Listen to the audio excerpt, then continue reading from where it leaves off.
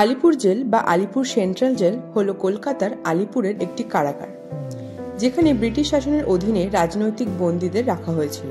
এই জেলটি স্থাপিত হয় 1906 খ্রিস্টাব্দে।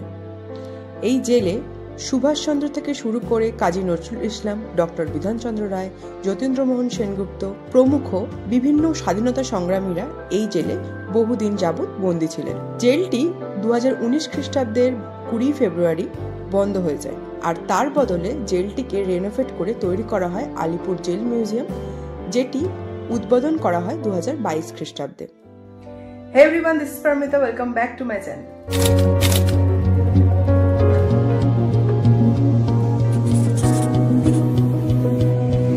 চলে এসেছি একটা নতুন ভিডিও নিয়ে আর একটা নতুন জায়গা নিয়ে।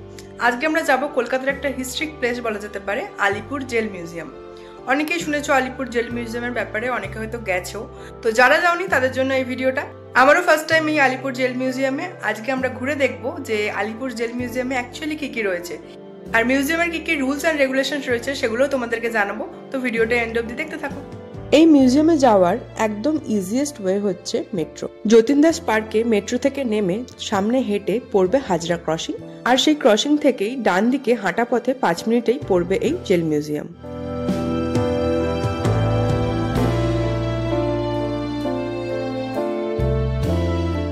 মিউজিয়ামের এন্ট্রি গেট থেকে বাঁদিকে রয়েছে গাড়ি পার্কিং করার জায়গা, আর সামনে রয়েছে টিকিট কাউন্টার।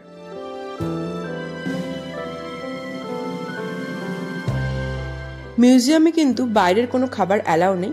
এখানে টিকিটের প্রাইস হচ্ছে 30 টাকা, আর লাইট অ্যান্ড সাউন্ড শো যদি তোমরা দেখতে চাও তার জন্য এক্সট্রা চার্জ পড়ে 100 টাকা। এখানে আমি টিকিট কেটে নিয়েছি, চলো ভিতরে যাওয়া যাক।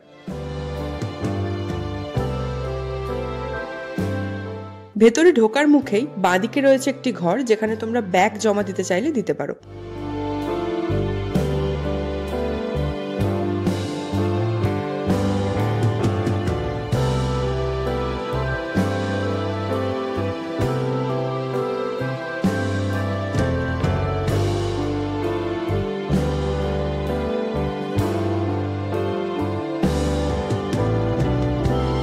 এন্ট্রি গেট দিয়ে ঢুকেই আমরা প্রথমে যে সোজা রাস্তাটা পেলাম সেটা দিয়ে এগিয়ে এলাম। এখানে ছিল মিউজিয়ামটির ম্যাপ, তোমরা দেখে নিতে পারো ভিডিও পজ করে। ঢুকেই বাঁদিকে রয়েছে পাঠ ভবন, যেখানে বন্দীদেরকে শিক্ষাদান করা হতো। এরপর সামনে এগিয়ে গিয়েই আমরা কিছু ইম্পর্টেন্ট শেল দেখে নেব। প্রথমে আমরা যে শেলগুলো দেখে নেব সেগুলো হলো নেতাজি শেল, বিধানচন্দ্র রায় শেল, চিত্তরঞ্জন শেল এবং যতীন্দ্রমোহন সেনগুপ্ত শেল।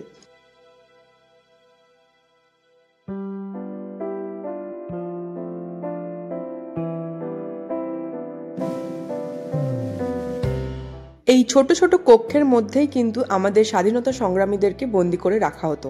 এই বিল্ডিং এর নিচের ফ্লোরে রয়েছে চিত্তরঞ্জন দাস এবং বিধানচন্দ্র রায়ের যে কক্ষে ছিলেন সেই কক্ষগুলি।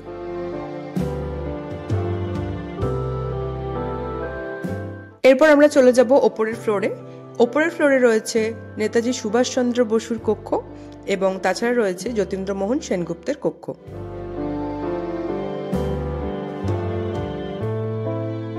এই বিল্ডিং এর ঠিক উল্টো দিকেই আমরা চলে এলাম এবার ফাঁসির মঞ্চের দিকে।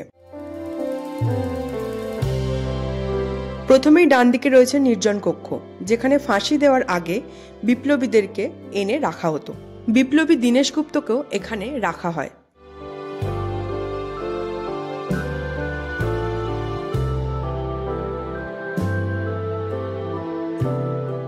এবার তোমাদের দেখিয়ে দেব অটোপসি রুম। ফাঁসি দেওয়ার পর দেহটিকে এনে এখানে পোস্টমর্টম করা হতো। আর এই সেই ফাঁসির মঞ্চের সামনে আমরা চলে এসেছি। দেখলেই কাঁটা দিয়ে দেয় গায়ে, তাই না? বিপ্লবীদের এখানে ফাঁসি দিয়ে এই যে কাঁচের বক্সটা রয়েছে এখান দিয়ে দেহটিকে বার করা হতো। আর এই ফাঁসি মঞ্চের ঠিক পিছনেই রয়েছে একটি বিল্ডিং, যেখানে বন্দীদেরকে দাঁড় করিয়ে রাখা হতো জোর করে, আর তাদের জোর করে দেখানো হতো কিভাবে ফাঁসি দেওয়া হচ্ছে, যাতে তারা ভয় পেয়ে এই ধরনের কাজ বা স্বাধীনতা সংগ্রামের কাজ না করে এবং সত্য কথা সহজে স্বীকার করে নেয়।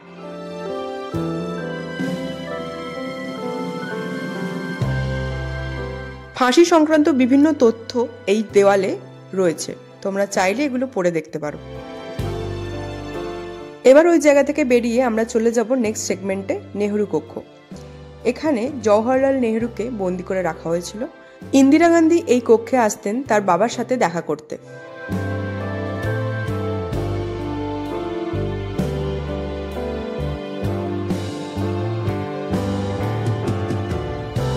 নেহরু কক্ষ থেকে বেরিয়ে রয়েছে লাইব্রেরি হল, যেখানে বিভিন্ন রকম ফটোগ্রাফস রাখা রয়েছে।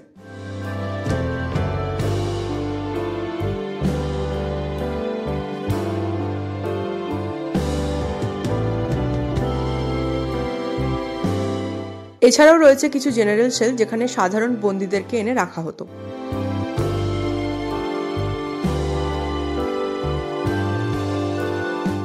এরপর আমরা চলে এসেছি পুলিশ মিউজিয়ামে, যেই মিউজিয়ামে বিভিন্ন বিপ্লবের বিভিন্ন অস্ত্রশস্ত্র রাখা রয়েছে বিভিন্ন কক্ষের মাধ্যমে।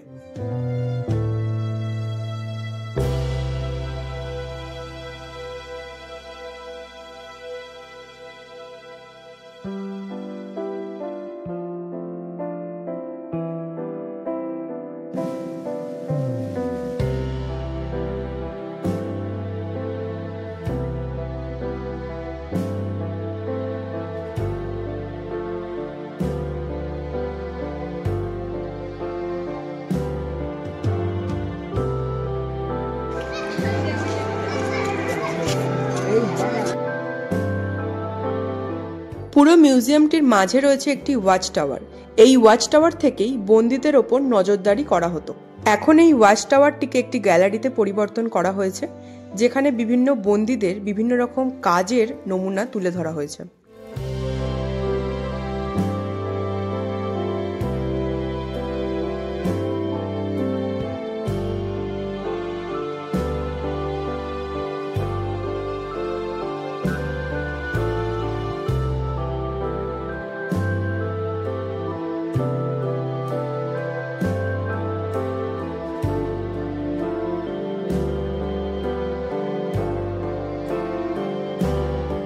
ওয়াচ টাওয়ারের নিচে একটি কক্ষে মিউজিয়ামের এই ডেমো মডেলটি রাখা রয়েছে।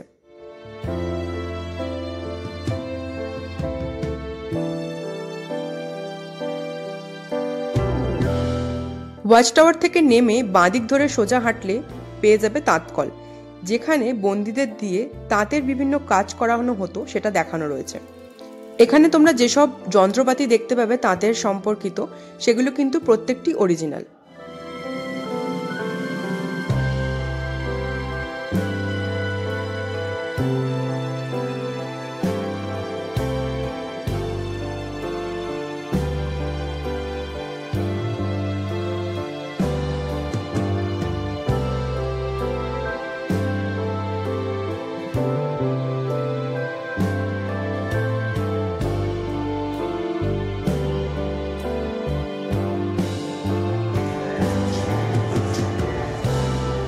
এরপর আমরা চলে এসেছি আরেকটি সেগমেন্টে, যেখানে রয়েছে নজরুল কক্ষ।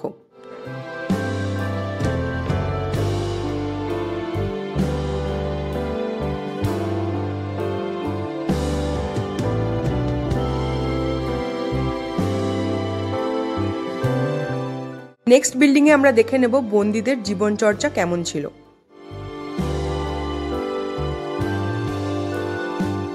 এখানে ছিল কিছু হল টাইপের ঘর, যেখানে অনেকজন বন্দীকে একসাথে আটক করে রাখা হতো।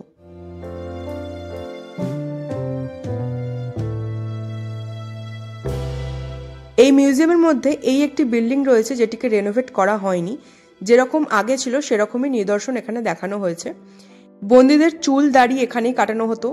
এছাড়াও নানা রকম ভাবে অত্যাচার তো করা হতোই, তাছাড়াও তারা যেভাবে জীবন কাটাতো সেটা কিন্তু পুরোটাই এই বিল্ডিং এ তুলে ধরা হয়েছে।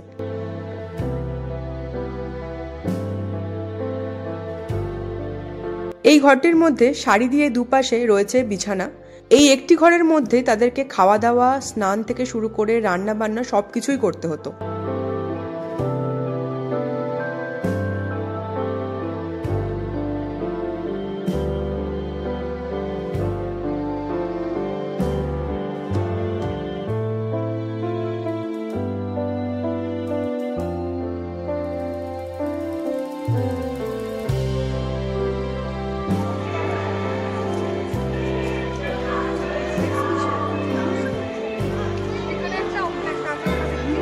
চলে এসছে আর একটা সেগমেন্টে, যেটাকে বলা হতো হাসপাতাল ভবন, যেটি এখন রেনোভেট করে বিভিন্ন জিনিসের নিদর্শন রূপে ব্যবহার করা হয়েছে।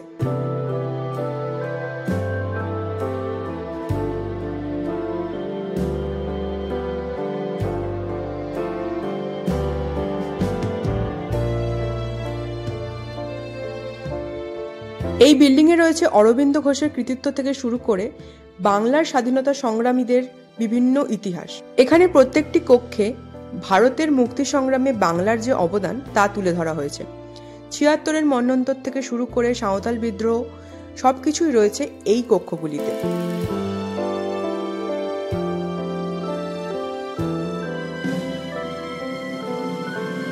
এছাড়াও ভারতের মুক্তি সংগ্রামে বাংলার নারীদের যে ভূমিকা তাও কিন্তু এখানে ফুটিয়ে তোলা হয়েছে।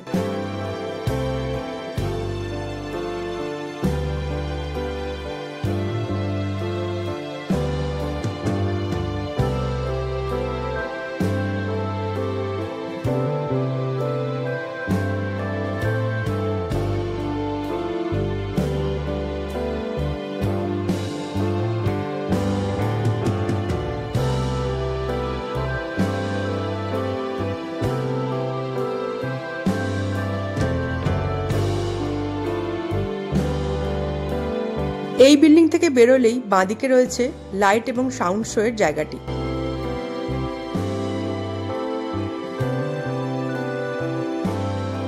তার ঠিক বাঁদিকের বিল্ডিংটাতেও একটা স্ক্রিন শো কিন্তু অল টাইম চলছিল।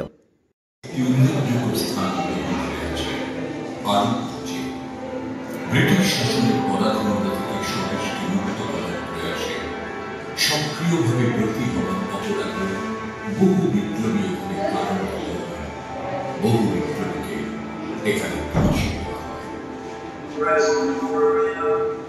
বিদেশ থেকে পড়াশোনা করে ভারতে ফিরে অরবিন্দ ঘোষ ভারতের স্বাধীনতা সংগ্রামকে ঘনিষ্ঠভাবে জেনেছিলেন, বুঝেছিলেন, বহু পরিকল্পনা রচনা করেছিলেন।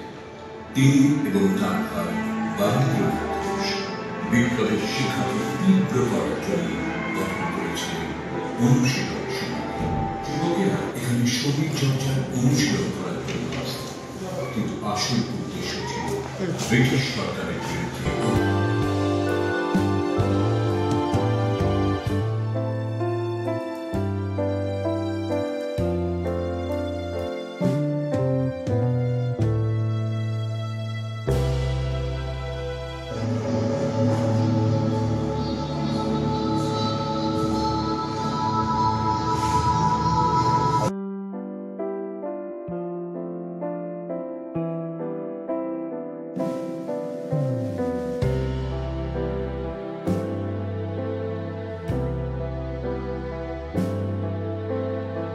পুরো মিউজিয়ামটা ঘুরে দেখার পর আমরা গিয়েছিলাম ফুড জোনে, যেখানে বেশ কিছু দোকান রয়েছে আর খাবার দাবারের কোয়ালিটি খুব একটা খারাপ নয়, আর প্রতিটি দোকানে প্রাইসও কিন্তু সেম। তোমরা গেলে ট্রাই করতে পারো।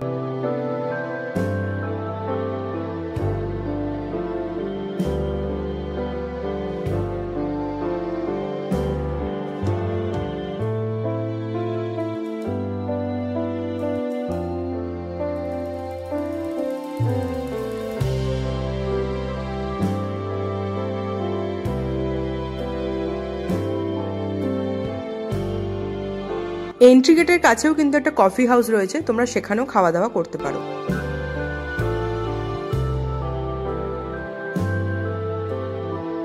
লাইট অ্যান্ড সাউন্ড শো এর টাইমিংটা তোমাদেরকে আমি এখানে শেয়ার করলাম, দেখে নিও। তো আমাদের ঘোরা কমপ্লিট, চলো এবার যাই বাড়ির দিকে।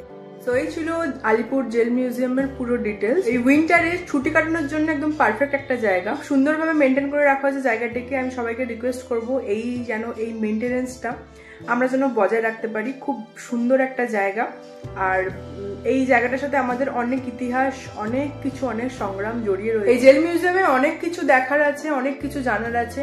আমাদের ইতিহাস, আমাদের স্বাধীনতা সংগ্রামীদের ইতিহাস বা তাদের যে লড়াইটা, সেটা পুরোটাই ফুটে উঠেছে এই জেল মিউজিয়ামের মাধ্যমে। তো যারা যাওনি এখনো এই মিউজিয়ামে, অবশ্যই একবার ঘুরে এসো, খুব ভালো লাগবে, অনেক কিছু জানতে পারবে, অনেক কিছু দেখতে পারবে। আর ভিডিওটা কেমন লাগলো অবশ্যই কমেন্ট করে জানিও। ভিডিওটা ভালো লাগলে একটা লাইক করে দিও, নিজেদের ফ্রেন্ডস অ্যান্ড ফ্যামিলির সাথে ভিডিওটা শেয়ার করো। আর আমার চ্যানেলে যারা নতুন, চ্যানেলটাকে সাবস্ক্রাইব করে দিও, পাশে থাকা বেল আইকনটা অন করে দিও, যাতে তোমরা অল নোটিফিকেশন টাইমলি পেয়ে যাও। তো আজকে ভিডিও এতটাই, দেখা হচ্ছে নেক্সট ভিডিওতে। আজকের মতো টাটা।